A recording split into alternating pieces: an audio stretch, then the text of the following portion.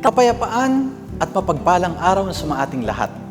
Elder Jonathan Dooma po, isa sa mga lingkod ninyo sa kabanal-banalang Iglesia ng Diyos kay Kristo Jesus. The sun is a daily reminder that we can rise again from darkness. And with God's help, we too can shine our own light. Have a blessed day, everyone. Simula ng umaga at damhin ng pagpapala, araw ay gawing payapa na Espiritong Banal ang kasama. May matibay na pag-asa, tayo ay mga pinagpala na tanging sambit ng puso. Ama, salamat po.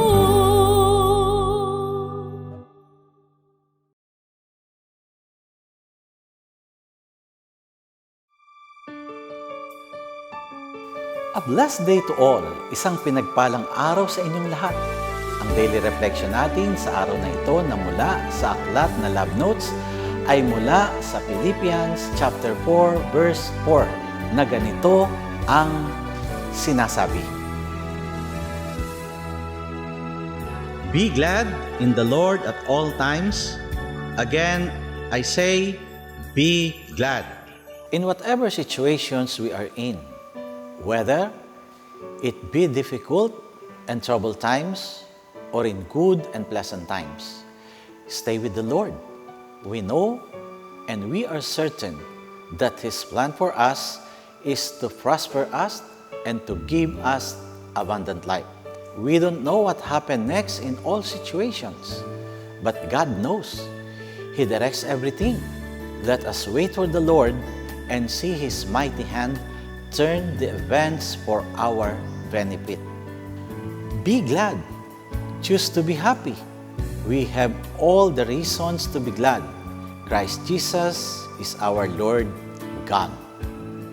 Sa anumang sitwasyon na ating kinakaharap, maging ito man ay pagsubok at kahirapan o kaligayahan at kasiyahan, manatili tayo sa Panginoon. Alam natin na ang plano niya para sa atin ay upang palaguin tayo at bigyan ng sagana sa buhay. Hindi natin alam ang mga susunod na mangyayari sa lahat ng sitwasyon. Ngunit, alam ng Diyos, Siya ang nagtuturo ng lahat ng bagay. Maghintay tayo sa Panginoon at makita ang Kanyang kapangyarihang kamay na gumagawa ng mga pangyayari para sa ating kapakanan. Magalak, piliin ang maging maligaya. Magkaroon tayong lahat ng dahilan upang magalak. Si Kristo Jesus ang ating Panginoon. Sa anumang sitwasyon ng ating buhay, lahat ng makakaya natin ay ating magagawa sa tulong ng Panginoon. Walang hahadlang sa atin upang matupad ang utos ng Panginoon at makamit ang buhay na walang hanggan.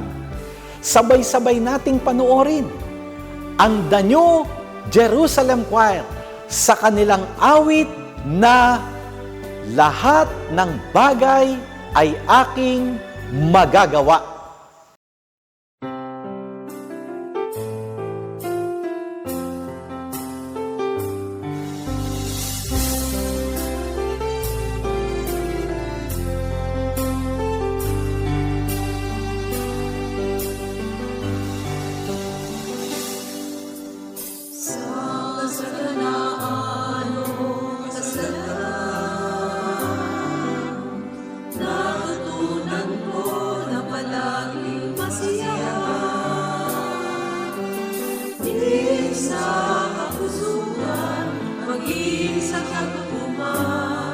Palaging mag-ikot sa anumang kalagayan.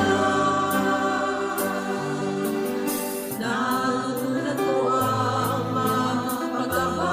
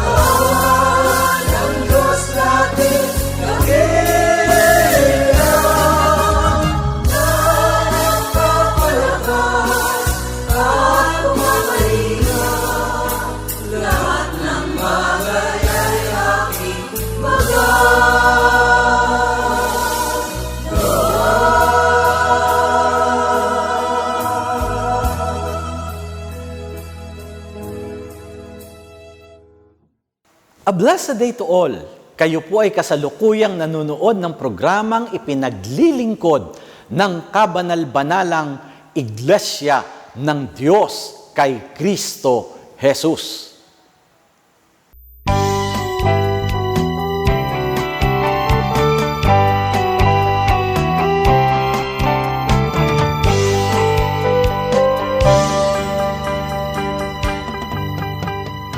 Parto na po ng episode na Mobile Technology Dependency and How to Overcome It. Atin pong muling tanggapin ang Youth Worshiping God.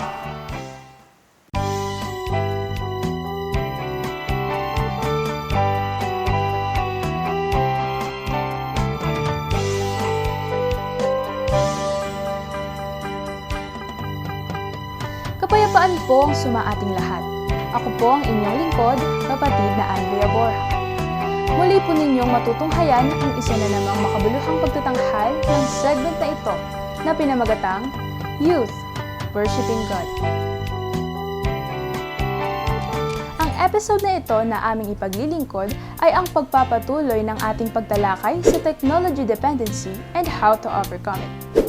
Ngunit bago natin alamin ang 4 pang tips or ideas kung paano natin maiiwasan o ma-overcome ang technology addiction o dependency, basahin natin ang magandang talatang ito. Tiyak na mapagkukunan natin ito ng karunungan at inspirasyon upang lalo nating hangarin na magawa ang mga pagpapayo na aming ibinabahagi. Sabi sa 2 Peter chapter 2, verse 19, "For whatever overcomes a person, to that he is enslaved." Kung tayo po ay youth worshiping God, si God ang master natin. At hindi tayo papayag na maging alipin ng sino man o ng anuman. Kapag hindi po natin makontrol ang sarili natin sa paggamit ng gadget o anumang devices, hindi man po natin aminin, dahil na-overcome po tayo nito, nagiging alipin tayo nito. At gaya pa rin ang nasusulat, "No man can serve two masters, for either he will hate the one and love the other." Hindi po pag-iwas sa paggamit ng gadgets ang objective ng issue natin ito, kundi para po magamit natin ito to our advantage. Nagaya lang tayo ang Panginoon ng ating mga gadget at hindi tayo ang alipin nito. Kaya tayo na po at pagpatuloy natin ang mga advices on how to overcome technology dependency. Ika-4, limit notifications and distractions. Bawasan o i-minimize ang mga distractions na dulot ng mga notifications sa iyong gadgets. I-turn off ang mga hindi kinakailangang notifications o gumamit ng notification management features upang maiwasan o mabawasan ang mga distractions na dulot nito. This allows you to maintain focus and resist the urge to constantly check your devices. Makatutulong din ito upang makapag-focus ka at matapos sa mga mahalagang gagawin mo. Ika-5 sa ating pamamaraan ay engage in offline activities. Maghanap ng makabuluhang libangan o mga aktibidad na iyong kinagigiliwan at walang kinalaman sa teknolohiya. Take breaks and engage in the other activities. Tulad ng pagsali sa sports na iyong nais at pagtatakda ng oras upang makapag-ehersisyo. Spend more time with nature o di kaya sumangkot sa mga gawaing pangkabataan sa loob ng iglesia. Bukod dito, marami ka pang maaaring magawa sa iyong libreng oras, gaya ng pagbabasa ng mga libro o makabuluhang babasahin, arts and craft, o di kaya pag-aaral na matuto ng bagong instrumento. Ang pagiging abala sa ibang mga bagay o makabuluhang mga libangan at aktibidad ay nakatutulong na mabawasan ang sobrang paggamit mo ng teknolohiya. Ito rin ang magtataguyod ng mas balanseng pamumuhay. Ika-6 ay practice digital detox. Ito ay ang intensyonal at periodikang pagdiskonekta sa anumang teknolohiya o gadgets na mayroon tayo. Ang digital detox ay pagtatalaga ng mga partikular na araw o schedule kung saan ikaw ay iiwas sa paggamit ng screens o anumang gadgets upang makibahagi o gumawa ng mga alternatibong aktibidad. Practice. Ibig sabihin ay hindi mo lang ito minsan gagawin, kundi palagian. Sasanayin mo talaga ang sarili mo na hindi humawak ng kahit na anong gadget sa loob ng itinakdang oras o araw. Kinakailangan ng matinding pagkokontrol at disiplina sa sarili hanggang sa ikaw ay masanay. Use this time to recharge, reflect, and reconnect with the offline world. Ikapito at panghuli sa ating pamamaraan ay to model healthy technology use. Maging positibong huwaran para sa iba, lalo na sa mas nakababata sa iyo at sa kapwa mo kabataan. Demonstrate healthy technology habits. Set boundaries and engage in balanced offline activities. Sa pamamagitan ng pagpapakita ng responsable at maingat na paggamit ng teknolohiya, ikaw ay makapagbibigay inspirasyon sa iba na gawin din ang mga ito. Ikaw ay magiging isang tunay at positive influencer sa iba. Tandaan, ang teknolohiya ay maaaring maging isang makapangyarihang kasangkapan kapag ginamit ng may kamalayan, katamtaman, at sa mabuting pamamaraan. Sa pamamagitan ng pagpapatupad ng mga ideyang nabanggit at ng maingat na paggamit ng teknolohiya, maaari mong maiwasan ang pagkagumon o masyadong pagdepende sa teknolohiya. Mapananatili mo pa ang balansing relasyon sa digital world. At bilang kabataang Kristiyano, huwag nating kalilimutan, don't love the world or anything that belongs to the world. If you love the world, you cannot love the Father. 1 John chapter 2, verse 15. Nawa ay naging makabuluhan ang aming naging pagtatanghal at sana'y patuloy niyo kaming samahan sa mga kasunod pa naming pagtatanghal na nagpapakita ng saya ng buhay bilang mga kabataang naglilingkod sa Diyos. Dito lamang sa Youth Worshiping God.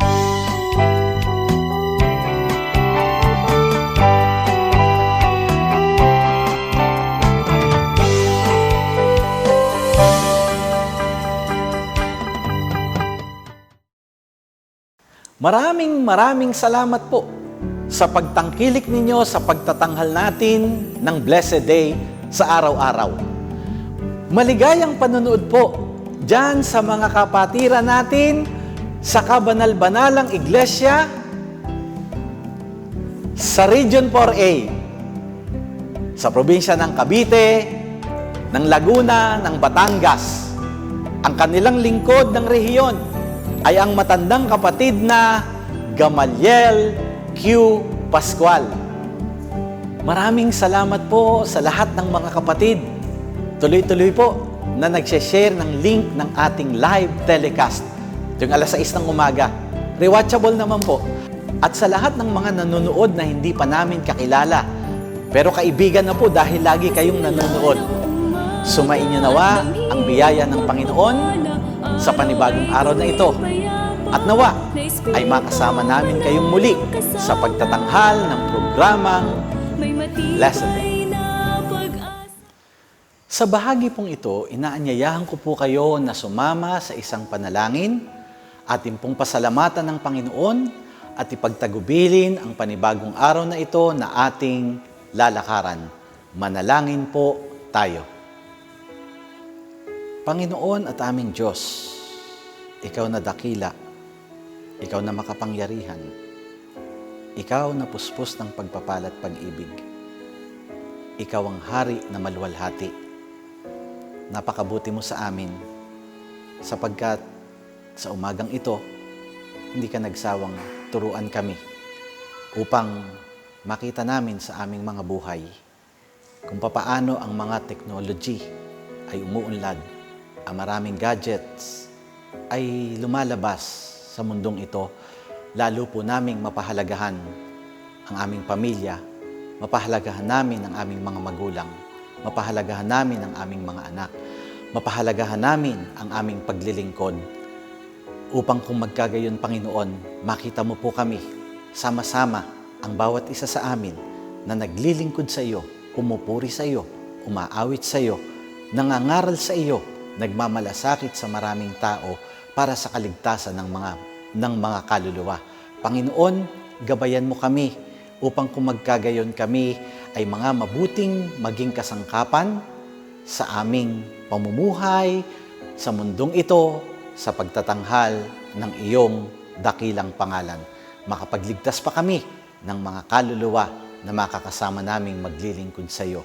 Lahat ng ito ay aming ipinagtatagubilin, kasama din po ang maghapon naming lalakaran At salamat, Panginoon, sa blessed day, sa araw-araw na ipinagkakaloob mo sa amin.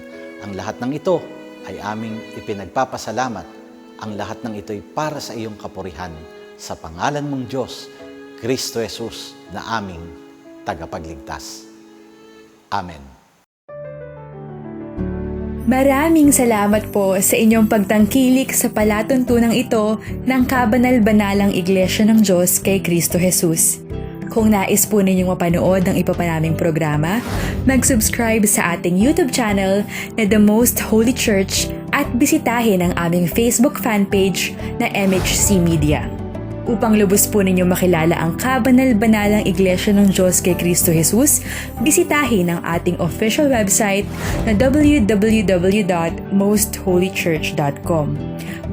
Para naman po sa inyong katanungan, prayer request o libreng Bible study sa inyong tahanan, i-post lamang ang kahilingan sa comment section ng programang ito.